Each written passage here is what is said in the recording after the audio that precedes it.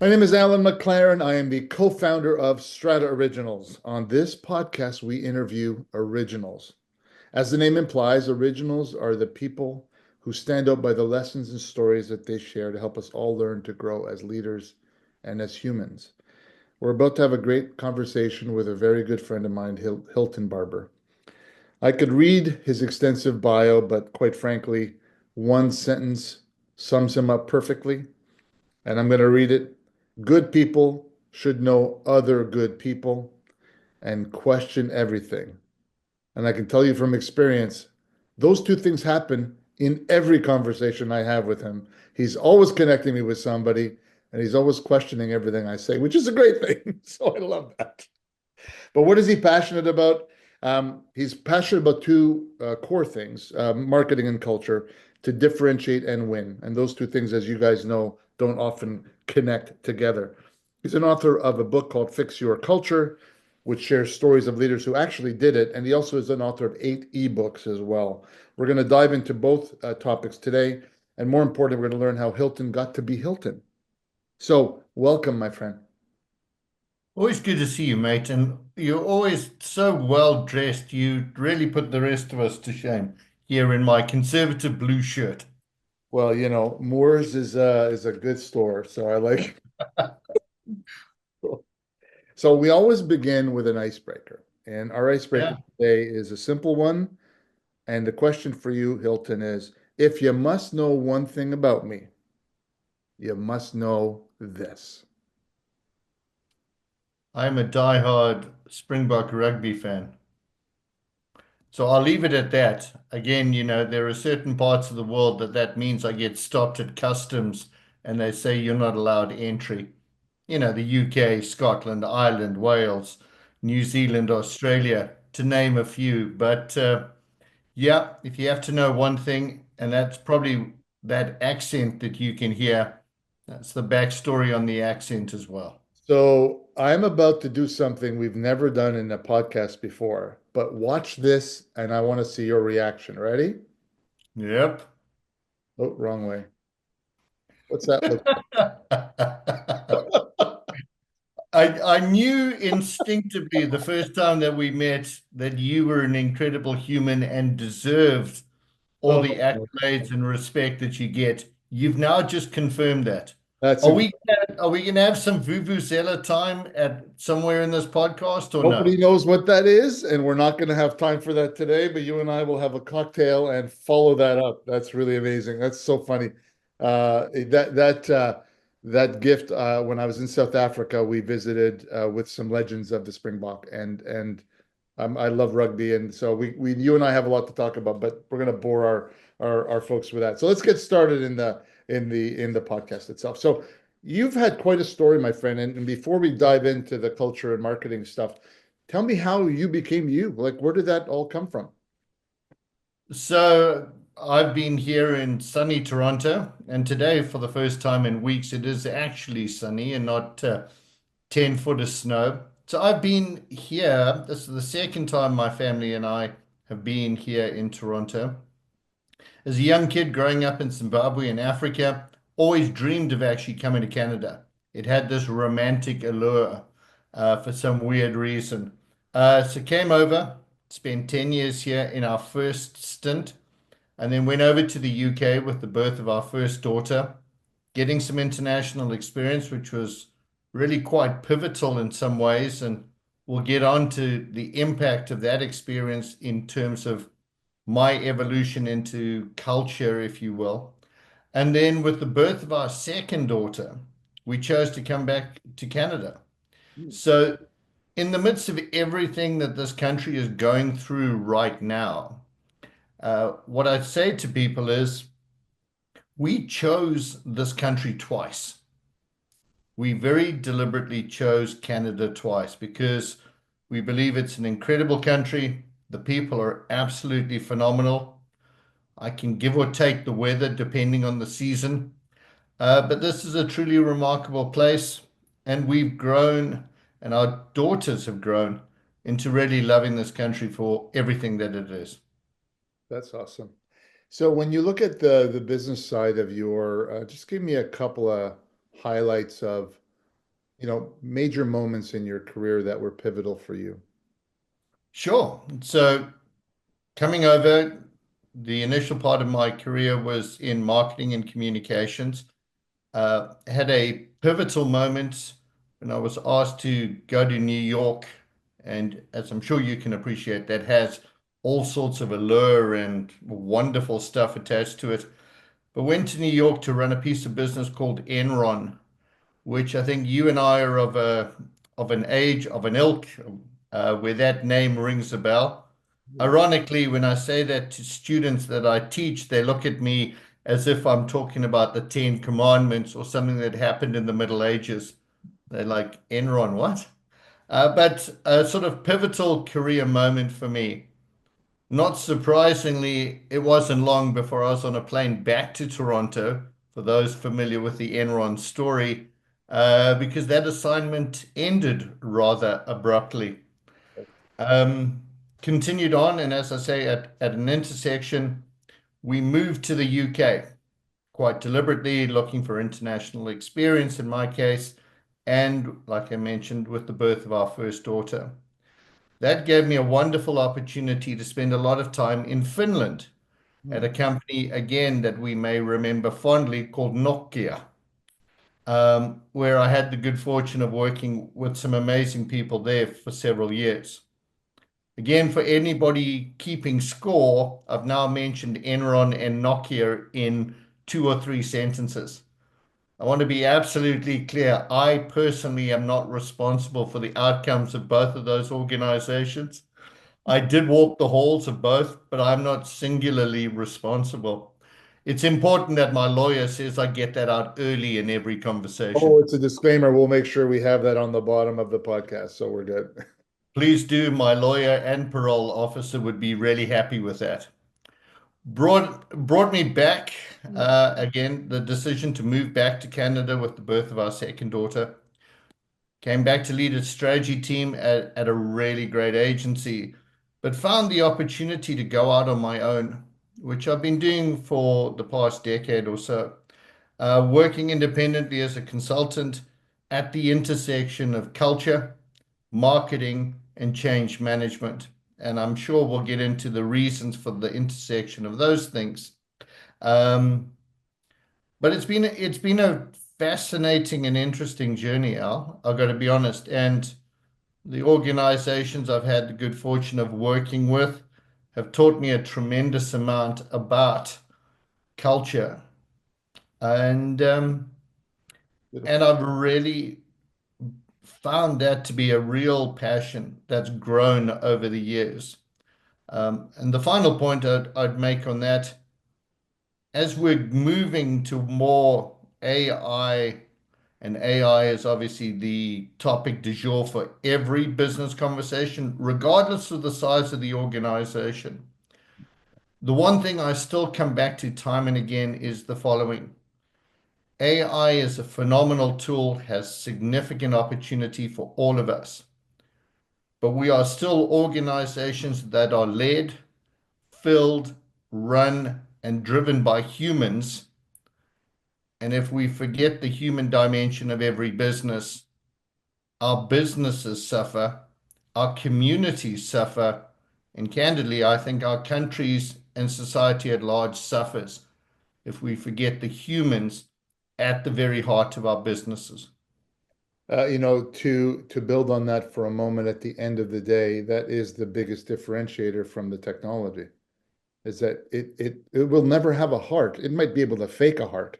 It will never be able to cry in the way that you and I can cry or laugh. I think it is the differentiator. So I love where you are thinking about that. Let's dive into kind of the starting point. You talked about the intersection of change management and marketing and culture.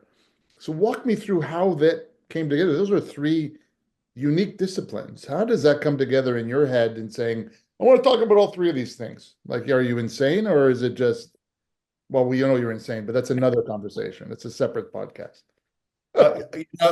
And I appreciate you framing it so eloquently. My therapist frames it in similar terms as well, so we're off to a great start. I think in simple terms, for me, it was sitting in numerous meetings. And I won't lie to you, the Enron and Nokia experiences had a fundamental impact on this. Yeah. But sitting in so many marketing meetings, either on the agency side or even internally, when I had client engagement, and often realizing that marketing was writing a check that the organization had to cash. Mm. That was either a level of customer service, that was either a brand new product, that was either effective supply chain that would allow us to price an article in a certain way. It was partnerships, everything that we did in marketing to drive growth, which remains the principal reality of why you need great marketing in any organization. You still need the full weight of the organization, all those wonderful humans behind you to deliver on it. And I'd be lying if I didn't say there were times, certainly early in my agency career, where you would present work and there'd be inherently a moment of, that looks phenomenal, but you want us to do that here inside this company. And again, as all joking aside, I think a realization at times where classic things like the marketing and sales friction, Mhm. one of the most stereotypical and cliched things that you hear ever for anyone who works inside the marketing arena. But it just came back to me time and again that without cultural alignment, without the humans having a great sense of working together towards a common goal and a common set, a common environment that allowed them to do that, marketing was going to write checks that the organization couldn't cash. The change management component, not surprisingly, fell out of the bottom of that because inherently organizations want to understand, so how might we change if we are looking to change culture, if we are looking to get things done? So for me, adding that skill set was vital because it took it out of the theoretical and into the practical. I love the fact that you have a theme of human in everything you talk about, right? That there's humans are the executors, the catalyst, and the ones that could also shut that down pretty quickly, right? Mhm. If they're not engaged. So tell me to that end, why is culture so hard? Why do so many companies, have it on their marketing brochures, to your point, but not living it day to day? Why is it so hard?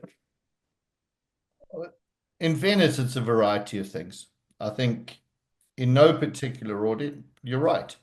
Inherently, culture at its core is around humans, and we are emotional, irrational, we are incredibly creative, we're incredibly passionate.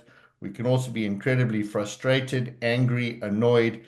I mean, the interesting thing for me over the years is the recognition that businesses look at so many things in a very sterile fashion. Our finances.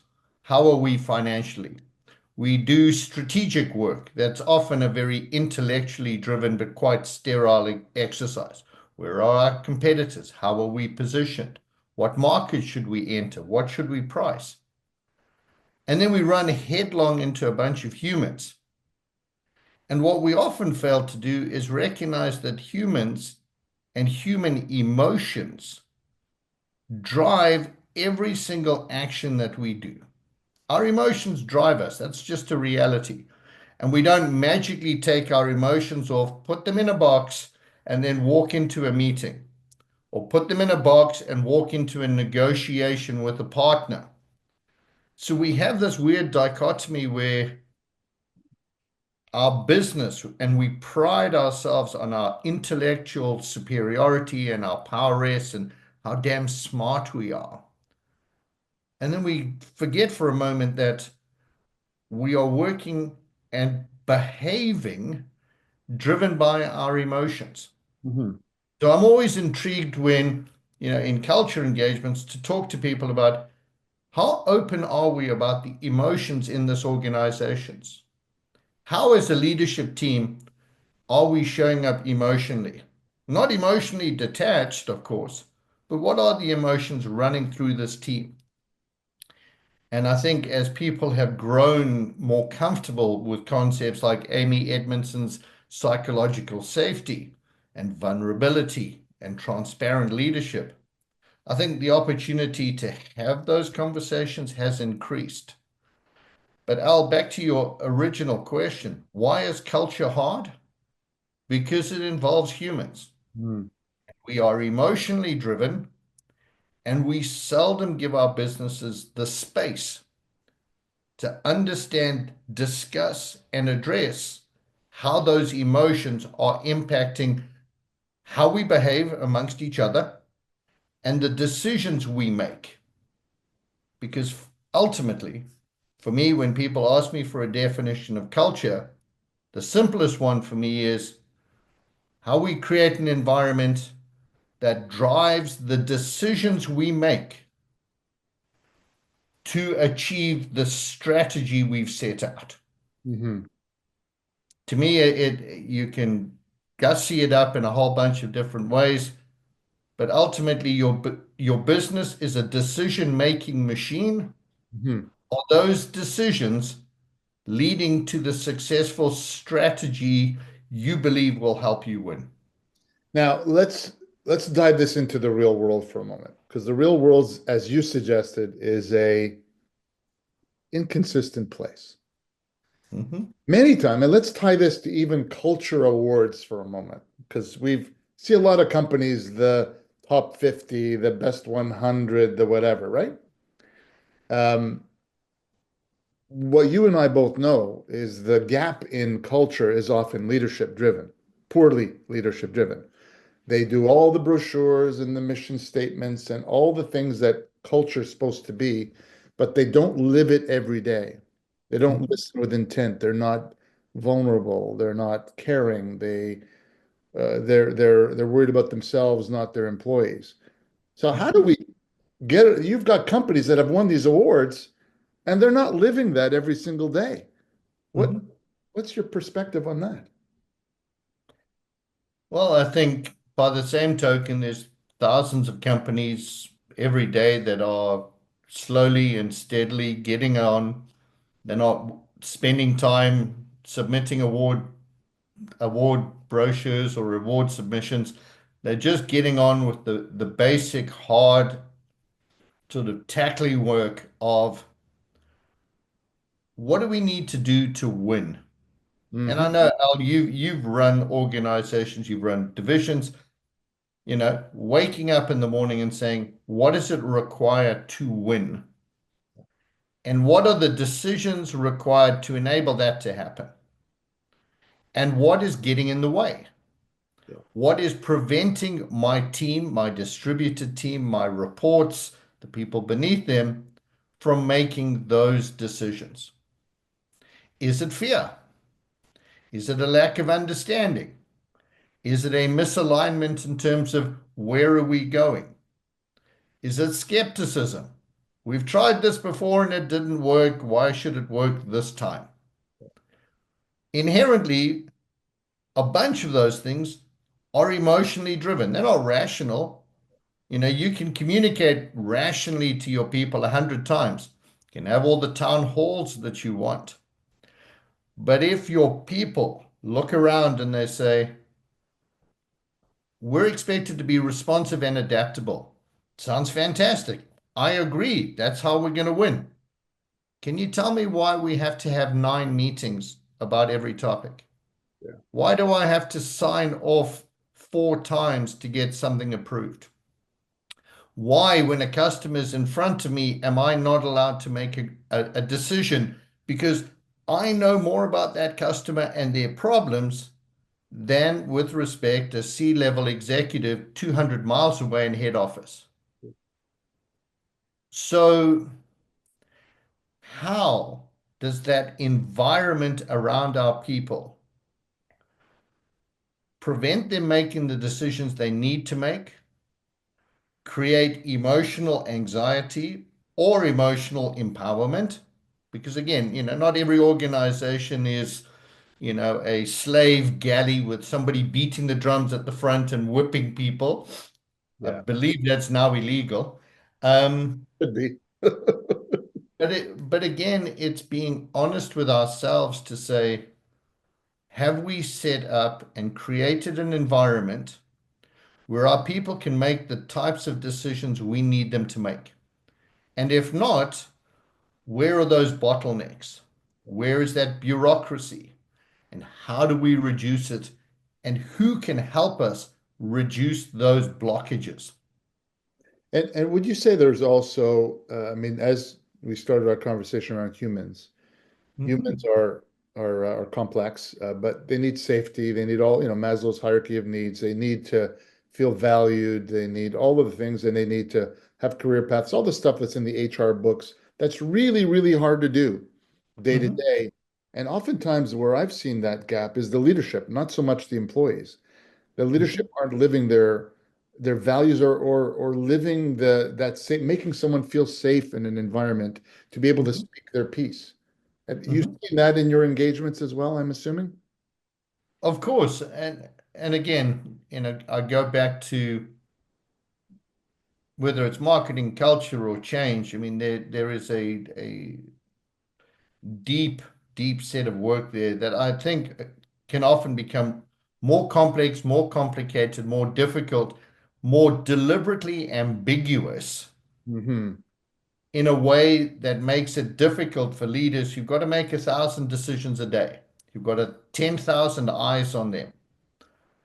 But here's a very simple definition that I'd ask anybody that's listening to this to consider. If you believe that your culture is made up of three things: what you celebrate, what you promote, and what you tolerate, Mm. look around your organization and I will guarantee you what you celebrate will be very simple to spot. We ring a bell when somebody gets a sale. We bring out cake. We have a team lunch. We have Tuesday afternoons. We have the all staff emails. The celebrating part is often very easy to spot. The promote part is often very similar. Why did Alan move from VP to EVP? Why did Sally get moved to field sales and take on a bigger territory? What was it that they had done to enable that promotion? And how was that promotion shared with everybody else? Because again, that's a very explicit indication.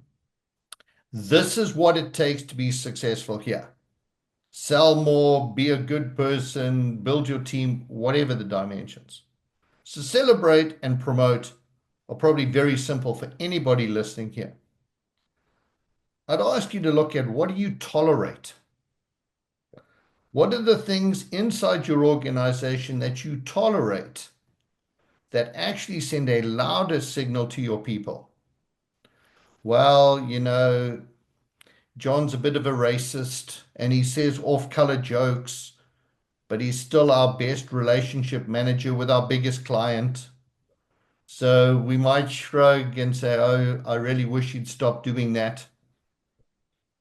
But the minute you tolerate that, and again, there's any number of fantastic memes on the internet, but Reed Hastings, the founder and leader of Netflix, an organization recognized and renowned for its culture, talks about that. Talks about the classic one bad apple. Yeah. Again, back to humans. Nothing communicates to your people what really matters, not what you say matters, not what you promote, but what really matters is predicated on what you tolerate. That should be your next book because that is the top of the mountain. It is the culture. You tolerate that, that's your culture. Yeah. That's your culture. I love that. Let's get a little controversial for a second because I know that you never dive into controversy as a someone who I've known for a little time. So ESG, DEI, they're two distinct disciplines, but the president, not to get political, but with one swipe of a pen, changed all of that. And I don't want to get into the political. Hmm. I want you to talk about from an impact on culture. How do you see those two things today and going forward? Because it was kind of that fast. The page turned. Hmm. What are your Hmm. thoughts on that? Well, well, firstly, ESG as a business imperative should only be increasing in its importance and its velocity and the traction and investment we make. Period. End of sentence. And that's not me being Greta Thunberg. It's just me looking around and going, wow, what kind of winter did we just have in Toronto?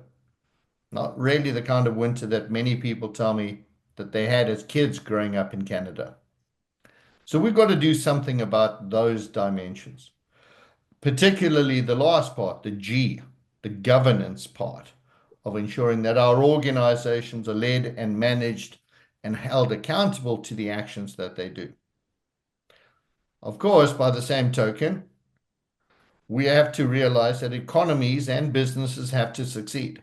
And Canada is a resource intense country, and we have significant wealth and the potential for significant prosperity for all of our citizens lying beneath the earth.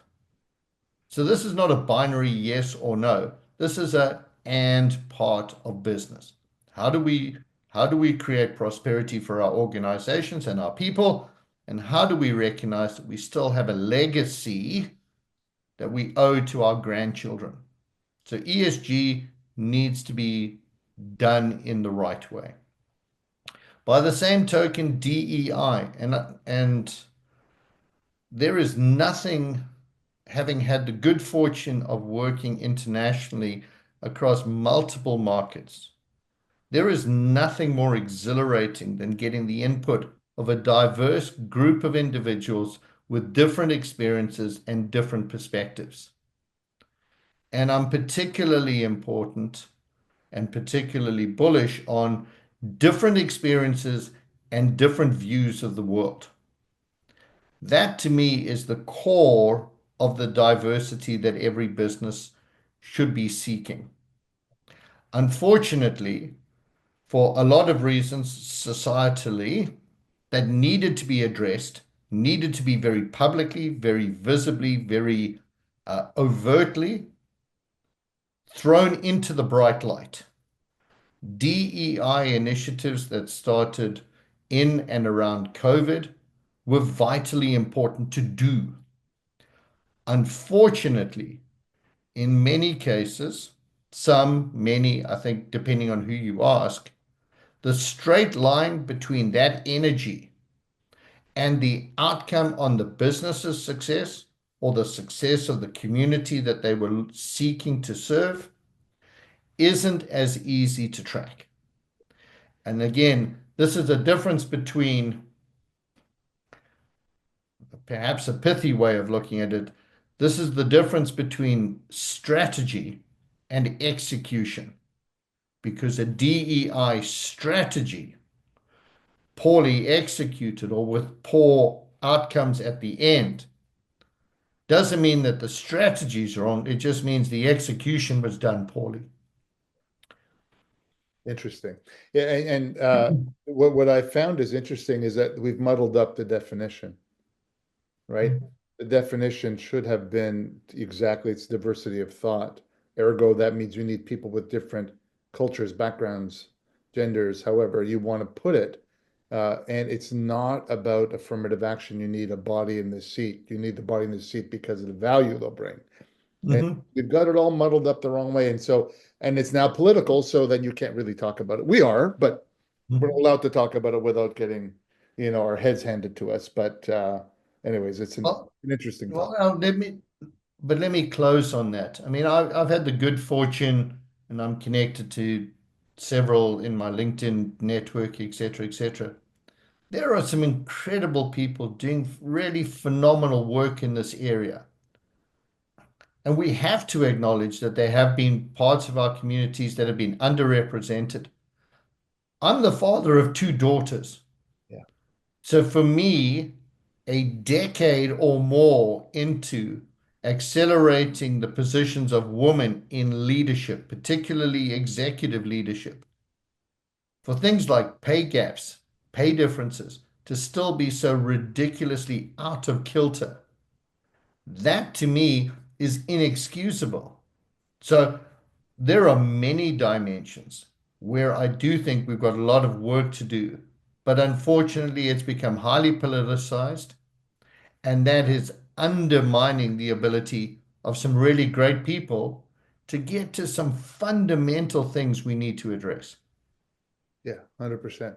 Another cultural topic is work from home. Uh, Mhm. that thing has, was a good thing, and now it's a battle. What are your perspectives on that and what's happening in, we'll say, corporate Canada to start? Well, I think there's a multitude of these things. And again, maybe let's look at this through the lens of diversity of opinion and perspective. Fair enough. Um, Firstly, let's put it in context that we had a global pandemic, which now seems a million years ago, but really was only 4 to 5 years ago, where the world almost overnight shut down, and we sent a message to our people. We still need you to participate. We still need you to produce. We still need you to be part of this organization. And we're going to send you home.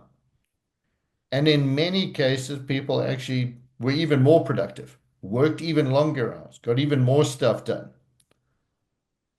And underneath all of that was a sense of, we trust you to get shit done. And for many organizations, their share price reflected that trust. They had a banner year if you were Amazon or Facebook or some of these organizations. Why? Because you trusted your people showed up like adults and got shit done. Now, with the pandemic in the rearview mirror and significant capital investments in real estate sitting there idly, I can very much understand an organization saying, so I have 16 floors of a building at Bay and Bloor that I'm spending $1 million a month on, and I could roll a refrigerator down the aisles and not hit anybody. What a waste of money, particularly now as our economy starts to soften and even tank in certain sectors. So I can imagine, this loosely held thing of our culture's at risk because our people aren't together. There is some truth to that. But unfortunately, what happens is, again, back to leadership and back to how you work with emotionally driven individuals and humans. We make carte blanche statements like, you all have to be back tomorrow. Tuesday and Thursdays, you have to be in the office and you have to do a bunch of presenteeism. Swipe your card so I know you were here. Have your camera on in the office so I know you were in the office, not at home. First and foremost, one thing that sends is, I used to trust you, now I don't. Now, whether that's the message you want to convey, it's the message that often gets internalized. The second thing, and I think Michael Arena. So for people listening, I'd encourage you to look up Michael, connect with him on LinkedIn. He said one of the most interesting and again simple things um, around this topic. He said, "Are your people doing heads down or heads up work? And what's the best setting for that?" Again, back to what you want your business to do. The focus should be on what work is being done, not where work is being done. On a personal note, brainstorming or new idea generation or thinking through a difficult negotiation is incredibly hard to do in this format that you and I are in. 100%. Often, and again, personal preference, I'd rather be in a room with a whiteboard and five of my friends. That energy, that commitment, that working together. But if you ask me to spend 45 minutes on the GO train, to come into the office, to work on a piece of a deliverable that's incredibly intense, requires my focus, requires my single-minded attention, excuse me. And then I come into the office and spend 6 hours having people swing by my cubicle saying, "Do you want to go get lunch? How about a Starbucks? Can I borrow you for 5 minutes? Oh, you're here. I've been meaning to talk to you about something." And you're just looking at this deliverable going, Yeah. I could have done this at home today, left alone in my room. But I'm now coming down to the office because you've mandated I have to be here on a Thursday. You know, So, the takeaway from this, there is benefit in our humans being together. The serendipitous bumping, the coffee machine catch-ups, those quick little interactions, those little moments of fusion between our people and seeing each other in 3D. There's no denying that, particularly for people new to an organization. yeah. That proximity is vital. But when we're not purposeful about the work we're asking our people to do and the best setting for that work, not surprisingly, that's where the frustration, the irritation, and the "you don't trust me" comes into it. You've nailed it perfectly, and I'll just add one thing. Again, our theme has been humans. Do you know how happy humans are working from home? They got young babies. They don't have to rush, find grandma, do that. Their lives are less stressful. And I love the way you positioned it. We need to have both because intentionality matters. When we get together as a team, it's intentional. And when Mhm. we're doing work, it's intentional. So it should be flexible to allow for that to happen and to allow. So you've encapsulated it beautifully. And unfortunately, you're right. The real estate thing being full and the CEO going, I feel much more comfortable with my 300 people here than distributed around Toronto or around Canada is misguided. It's because it's not doing the right thing. Back to your point about strategy, culture, and change. They all kind of go together that way. Brilliant. Well, I think, Al, back to your point,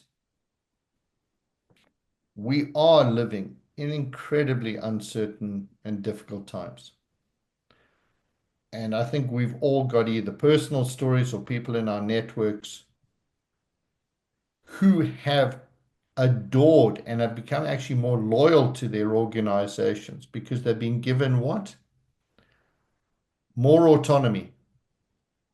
And autonomy is a thing of trust, more authority, more ability to be adaptable, to say, I need to go pick up my kid. They fell down at school today, and I just need to go down the road and pick up my kid and put them at home.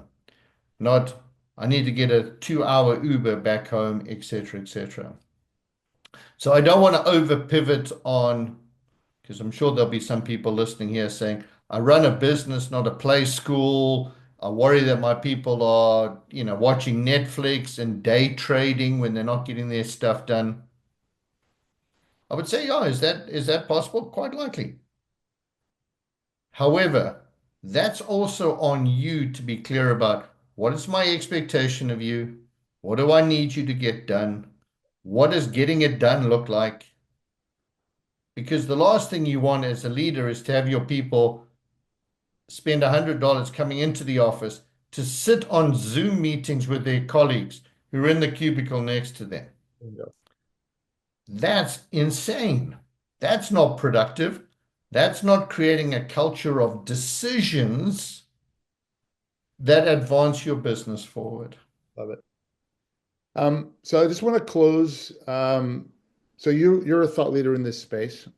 Aside from the books, what are you doing on a regular basis to ensure that the word that because this is more than work for you. This is deeply passionate. Like you would do this if there was no money attached because you love it so much and you see the impact. Mhm. So tell me what you do to make sure that more people know what you do and how you can help them.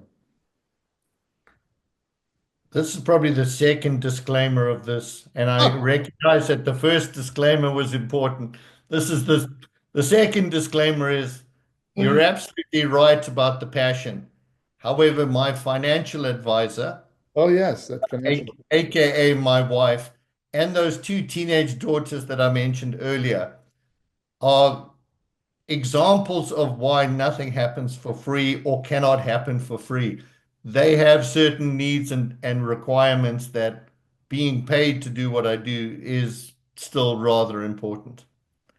That humor aside, um, for me, it's writing, it's podcasts with great people like you, Al. I mean, your network is phenomenal. The trust that you have amongst your network and your peers is understandable because that you just deliver that value. So for me, having a chance to have conversations with people like you is amazing.